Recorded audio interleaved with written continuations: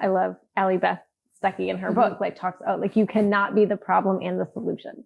Yeah. Like my problem cannot be that I don't love myself enough. So I just have to love myself enough.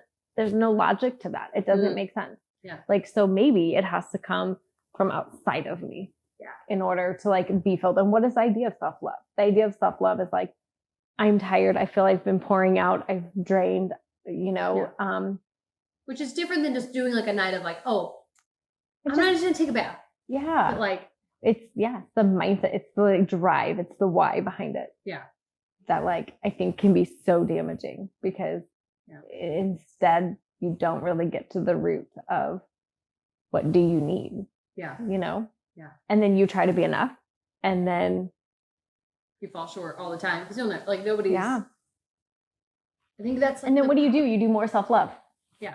I just need more self-love. And then it becomes isolating and it could be damaging depending on like, I think from a mom's perspective, like it's one thing to say like, hey, I just need some time to just go fill my cup because I'm just kind of drained. Yeah. And I think that's okay. But to be like this idea, and again, it's so words are powerful. So I think it can be literally the exact same thing, but our why and our motive is different and our verbiage is different. And then it changes everything. Yeah. But then it's like, what you need to go self-love because your kids are driving you nuts. And so then these kids, I think then like as a parent, like it's this weird cycle where it's like, well, you're stressing me out and you're too much. So I need to go have some self-love because I don't love my body because you ruined my body. Or you're like, I don't have time to work on my body. I don't have time to work on my face because you're always there. So then I think it becomes a little bit of this like attitude towards our kids even. And then we go down this crazy spiral of like, well, I'll just get some self-love and you get away from them. And all of a sudden you feel guilty that you put that on them. Is that what mom guilt is? Do you think? Oh, for sure. I do. So I think if I understood your question. Is mom guilt a thing? Like, is it 100%? But is it real? Like, is it because you are, again, comparison is the thief of joy. Is it that there's someone ringing in your mind that someone else wouldn't have done it this way? Like, or they like this person who I either love or respect, or someone that hangs over you like a dark cloud for some reason that you're like, oh, they would have never done it this way? Or is it because there's grace with being right? I don't. Right. Again, I'm not a parent. But I don't understand when people talk about mom guilt because I'm like, I don't think I would have a problem being like, I'm just a little drained. I'm going to leave you with grandma tonight and we're going to have a date night. Yeah. But my friend Irene, she's like, there's such mom guilt of like leaving your child. I'm like, I don't understand that. Like but I'm not a parent. So part of me is like, my personality is like, suck it up, just leave it. Yeah. I'm like, yeah. I think on a couple levels. One, and I think that like, having a miscarriage was like the first like real like holy cow, like there is something very like there's like a part of you that leaves when you have a baby, at least from my experience, and I couldn't explain it the first time because I'm holding it. Like it was like, oh well, yeah, something left, a part of me left because he is part of me and DNA or whatever, and I'm holding him. But I feel like I deeply felt that when I miscarried, and all of a sudden it was like some part of me physically felt like it left. But I didn't know what to do with it. Like, well, what do I do with this? Like, nobody else seems to understand this. And so then I feel like when I had my daughter, I was like very much attuned and aware to like what it felt like when she came out. And like, again, I remember that feeling of like something left me. So I think some of it is this idea of self-preservation of like, there is actually a part of me, part of my soul or something that feels deeply attached to these babies. So when I'm not here, like there is this like soul tie, I think would be a safe way to say it, of like this soul tie, which is like a tunnel from my soul to their soul that is like always communicating. And so I believe that it can be healthy and then it can be unhealthy, right? And so again, maybe we're talking about like why is it hard for parents to cut the tie? Like, is that part of it? Is because there is this soul tie that's like, there's a self-preservation of like, you are part of me. I need to be close to you.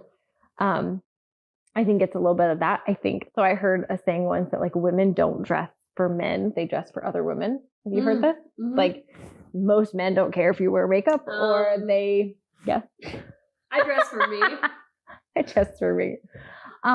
But but this idea that like we wear high heels, like things that are uncomfortable, and we do like, who are we? Like, and sometimes maybe our husbands or boyfriends or whomever are like, oh, you look really good in that versus that. But for the most part, I think we dress for women and we do our hair and all stuff because we think that woman's going to judge us for what we're wearing versus no other man in the room really cares for the most part. I agree that they don't care, but like I actually bond more with women, like my friends in my life, like Irene, you, Becca, and Taylor, because we can look like utter trash together. Yeah. And I'm like, you're my soul sister. Like I don't want, because I have had those people where like, if you feel like you have to show up to your friend's house or you're out with friends, unless it's like a special night of like, let's just get dressed, go out, hang out. Like, just girls' night. That's different. But like, right. If you're going to your friend's house and you can show up looking like utter trash and they won't judge you. Like that's normally how you know that's your friend. Yeah. When you don't have to clean and you can wear whatever. Yeah. She came in. How many times did I say my house is a mess? I'm sorry about that, but whatever. But I think from a, I don't know, psychology perspective, like the studies seem to show that women dress for women more than they dress for men. So assuming that is true, that line of thinking is accurate, then that of course has to also translate to moms. Like I care what this other mom thinks. Oh, okay. I see the correlation. And so maybe what I dress my kids in, like I remember like having this like really long group thread with several other moms. And I like for the first time ever was like, oh, like they're all talking about Easter baskets and what clothes they bought their kids for Easter and to all match and all this stuff. And I remember for the first time, I mean, my kids were like in school and I was like, oh, I guess that's never crossed my mind. Like Easter is about Jesus and we go to church and I grew up like where mom would like get us matching clothes or whatever. But as a mom, I never ever felt that way at all. And then all of a sudden I was like, oh, everybody else is feeling like, are my kids missing out? Like my kids don't wake up to Easter baskets. Like they may wake up to whatever and we would do fun things. Not that we wouldn't do, but it was like, it wasn't as specific as these moms all seem to like have the in on. Like, oh, you have to have matching things. You have to have these Easter. Like a one-upping game of like. Right. And so I think that like all that mom guilt, I don't know, is it a real thing or is it a comparison thing? Like there can be the soul connection. Yeah. Yeah. There can be like the, right. So I think I want to do what's right for you. And I yelled at you and I feel bad and I feel guilty because I exploded and I shouldn't have done that. But then there's also like, is it just because also women put higher expectations because like we're supposed to be able to juggle everything. We're supposed to be able to always Pinterest everything. You have to like, everything has to look Pinterest. Yeah. So some of it I think is that comparison and that like, so sometimes I think mom guilt is like comparison. I think sometimes it's that self-preservation. And then I think sometimes it kind of goes back to what we were saying about like the self-love to like tie it back into that. Yeah. Like, is it actually, I'm angry at you. I lost my cool. I need self-love. I try to find it in me and I realize I actually fell short and I actually couldn't fill it. So now I'm going to go back to my kids. It's also like, and maybe this isn't connected, but I think it is, but we're in a place in society where people don't take responsibility for the things. So like if a mom yelled at her kid, I just haven't had any time to myself, any me time. Yeah. It's like, actually you're not taking responsibility that the fact that like, yes, you lost your cool. Sure. Just apologize. Like, and instead of being like, and go get your liver fixed. Cause sometimes it's just our liver makes us angry. Okay. So sorry. So I was telling, this is maybe not going to go in, but I was telling John, I was like, I've never, like, I'm in a slump right now because like whatever, but I'm like, I've never been as happy as I've been my entire life because I think it was my liver. Oh, for sure. I'm like, I just have like a consistent joy of like, just life isn't terrible. Right. Because you can like deal with emotions so it's like always juggling that, like, is it the emotion? Is it the liver? Or is it external? Yeah. That's a lot. Yeah, but like I always not live by it, but like I love the motto, you do the best you can with what you have at the moment and the knowledge you have in the moment. So like I used to always beat myself up as a young adult for the stupid things I did as a teenager, like or whatever. Even as just like dumb things like awkward social situations because I'm socially awkward. I've learned to embrace it in my Yeah. old age, but I used to like beat myself up for it. But I'm like, Yeah. I did the best I could to socialize with the tools I had in my basket. Like, For so sure. there's, I don't know if this is going to be a part of the podcast, but No. It'd be good to end it with some things we do like, though. Yeah. Really, just Oh, really yeah. quickly. Okay. Like things we don't love, but what are some you want things to we live introduce by? that? Sure. Yeah. Okay. So just a few subjects or mottos or whatever that we just don't love that just kind of rub us the wrong way. But definitely want to go into ending it with some things that we do love, things that resonate with us, and things that we kind of fun things that, we kind of do live by in the sense of, what kind of shapes our thought process. Do you want a rapid fire? Like, yeah. So then, I don't know how many. I don't know if I have a ton. let's just see how it goes. So mine would be, like I said this at the beginning of the podcast, progress, not perfection. Yeah. So like that's something that I fully agree with, because I think a lot of people get stuck in their head about, oh, I've always wanted to do this thing, or I've always wanted like I don't know, I've always wanted to start a podcast, which we've talked about it for so long, and it literally took us both to be like, okay, we're doing it, fine. And do we have time for it? No. But do we want to do it because we want to spend time together? Yes. So progress, not perfection. Yeah. I would say intentionally disruptive. Oh. I feel like, again, in the past, there was kind of some guilt over like, oh, I said this and I kind of hurt somebody, or like, we've established I don't love confrontation. But I guess embracing that idea of like, no, I'm intentionally disrupting the status quo because I do believe in this. Like, this is something I believe in, whether it is health or faith or family or marriage or whatever. It's like, no, like I want to be intentional because I feel called to something else.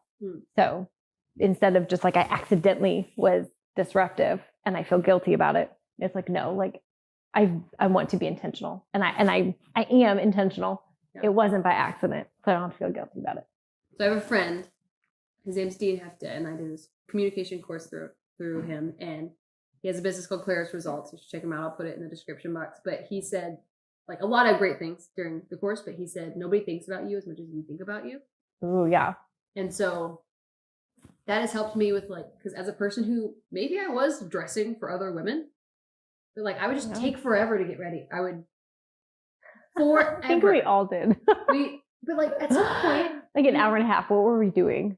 I don't know. But like also like I look exactly the same as I did when I was. Like, who can you do? I've seen when pictures. I was like, she looks the exact when I was same. like 16, pretty much the same version. But it took me an hour and a half to get ready. But like nobody thinks about you as much as you think about you. So if you're out and you like your jeans feel tight, nobody's gonna be like, oh, my jeans are tight. Or like nobody cares. Like guess who they're thinking about? Themselves, because everybody is self-absorbed.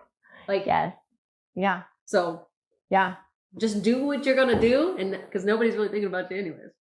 But there is something I want to tag onto this, is that I saw someone post something about basically like you can tell like who really, I don't know, I'm gonna butcher this, but like if you post something on social media like Instagram and you only get 20 likes, and then you post something on your stories and you get 300 views, it's like not everybody will like what you're doing, but everybody's watching. Ooh, yeah. And so like you just have to just keep. I don't like you do you, because I think there's that takes away accountability. But I do think it's like nobody thinks about you as much as you think about you. Like so just go, show up. Just show up. Just show up. Yeah. That's a good one. Just show up. Yeah. So can I throw out like two really fast? Yeah, do it. I did that. I took it. That's true.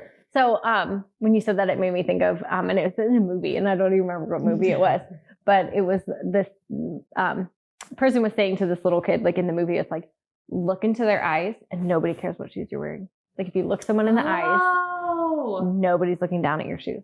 And so that idea, again, like you had said, like, kind of that physical appearance, like nobody cares about you as much as you do. And just the idea of like, look someone in the eyes and smile, and nobody cares what you're wearing, because they recognize that you recognize them as a person, and you're looking at them and addressing them. Yeah. And then the other thing I love is, again, another movie. I don't know where I like pull up these movie references really quick. I don't even really watch that many movies. But there was a line where, this lady goes to a psychiatrist, and she said, well, if you had to just give one piece of advice, and maybe I've shared this before, I don't know, but what would you say? Like just a random person, they don't really need help, but like, what would you say? And he was like, first, know what you want and learn how to ask for it. And I think that's so good because I think so often, even like biblically, like Jesus like asked, like, what do you want? Yeah. You know? And so I think that as kind of a life motto of like always being like, what do I want? You know, a lot of times you'll ask people from a health perspective, what is your goal? What is your why? And they don't know. Like what, like how do you know you've gotten what you wanted or receive something you asked for if you don't know because then what you we're in want? perpetual dissatisfaction if you never know what you want, because then you're just kind of floating through life. Absolutely. Going from one dopamine hit to the other. And it's like, that's good. Yeah. So knowing what you want and then having the courage to go ask for it. I like that. Yeah. Okay. On that note, that is a wrap for today's episode of Under the Sun. We appreciate you guys for watching. As always, it helps. Like, we're a new podcast. We don't have it figured out yet. But, you know, if you wanted to share it with a friend, that would really help us out because we are humans. You know, you're watching this or listening to this somewhere. We are humans just sitting in the Midwest. And we would love for you to get the word out there and help us share our banter, really, truly. And hope it brings value. Yeah, we want it to bring value and encouragement and also just feel like we're like just friends sitting here having a conversation. So thank you so much for watching. We will see you on the next episode of Under the Sun. I feel like we should have like a Under the Sun. That would be great for your voice. Okay.